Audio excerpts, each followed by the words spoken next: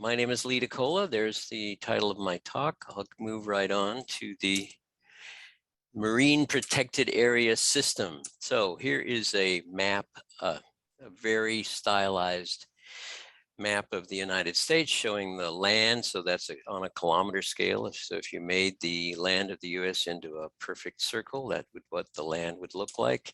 It's surrounded by a much larger exclusive economic zone, of which a substantial proportion is marine protected areas. And those marine protected areas, the local one, in case you're interested, is about 30 miles, 50 kilometers southeast of the District of Columbia. It's the Mallows Bay Potomac National Marine Sanctuary. If you haven't visited it, I would suggest you do so. It's across from Quantico. You can kayak through the wrecks on the river. It's a fascinating place. Get a tide table and make sure that you visit at low tide so you can see these wrecks from World War I. They're just sitting out in the river. Fascinating place.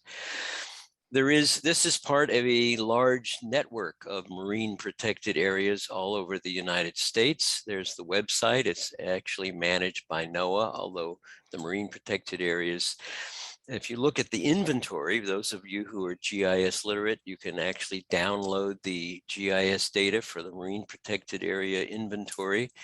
Here is a map of the inventory. There are approximately 11 million square kilometers, the largest of which is surrounding the Hawaiian Islands. And one of the reasons I want to give this talk is so that I can point out to you the Papahanaumokuakea Marine Protected Area, which is around the Hawaiian Islands. Papahanaumokuakea.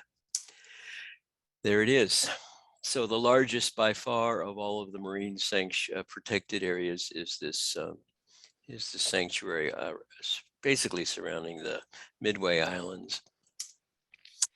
So there are about 1,000 of these marine protected areas, of which roughly 260 are federal. Most of them are state parks and natural resource areas. And the predominant of the numbers of them are largely state, but the largest area is roughly over half are federal. And there they all are. It's a very mixed bag. Those are the largest, those are the various units that comprise more than 10 such units. So National Wildlife Refuges are the largest in area and in number. But it's an extremely fragmented system.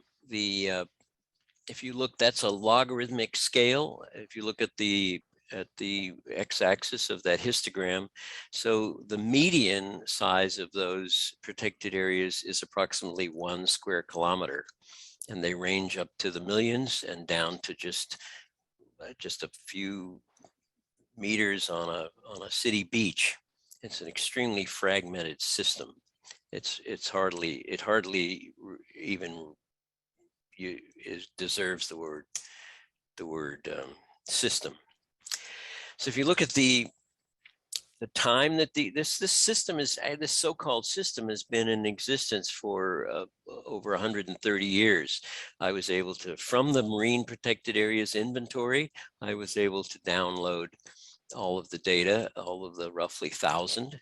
And you can see that they have been in existence over a considerable period of time, although the numbers of units being created or added to the system has declined significantly in the last few years.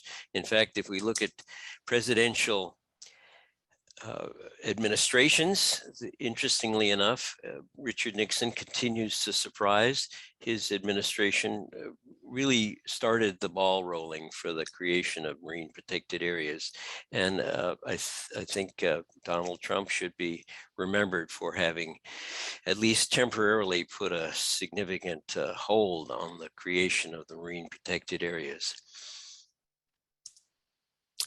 They've been growing at roughly 5.6% per year. This is in terms of area. So this is, again, a logarithmic scale. If you look at the left, the y-axis. So since 1910, we've had an increase of roughly 6% per year. But as I said, that growth rate has declined over the past few years. I haven't really looked at the data during the Biden administration. I suspect that those numbers are increasing, but I haven't actually looked at the data. One of the things that interested me was because we live in the Chesapeake Bay, do we have anything like a network of marine protected areas within Chesapeake Bay? The framework for the creation of the system specifies that individual marine protected areas should be regarded not as individual units or polygons or regions, but as part of a system. So if we look at the Chesapeake Bay, Delaware, the Chesapeake Delaware ecosystem, that's the brighter blue. You can see in the left there is the Mallows Bay part of that system, and to the right of it is the Blackwater Wildlife Refuge. So let's look at that system as a unit. So there's Chesapeake Bay, which most of you know, and there are the marine protected areas within Chesapeake Bay. And so what I did was I used a nearest neighbor analysis in R. I use ArcGIS largely for data visualization, and R for data analysis, both in time and space. So most of what you're seeing is based on R. And here, what I've done was I linked up all of the marine protected areas, MPAs, and drew a line. So I've created a graph, and each of the vectors or edges of that graph are nearest neighbors that are within 64 kilometers of one another. And you can see that what we have is a fairly dense network of marine protected areas at the southern end of the bay, but the northern end is significantly underrepresented. So there's a very, again, fragmented system to those. And one should also remember that, if you're a bird flying like a crow, you can get from one of these MPAs to another within 64 kilometers. But if you're a fish, you obviously have to do the analysis on using the waterways of the system, both the rivers and the Chesapeake Bay as a route. And here are 4 examples of the kind of nearest neighbor analysis that R allows us to use.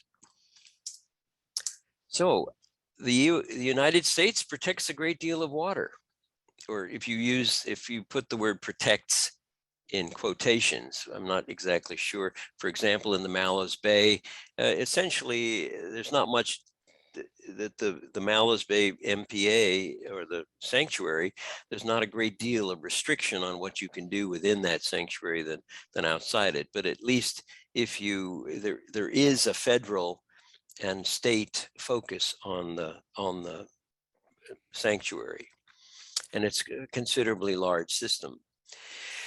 But the system is extremely fragmented in terms of space, and connectivity, and in the size of the units. As I said, they range from just a few square meters up to millions of square kilometers.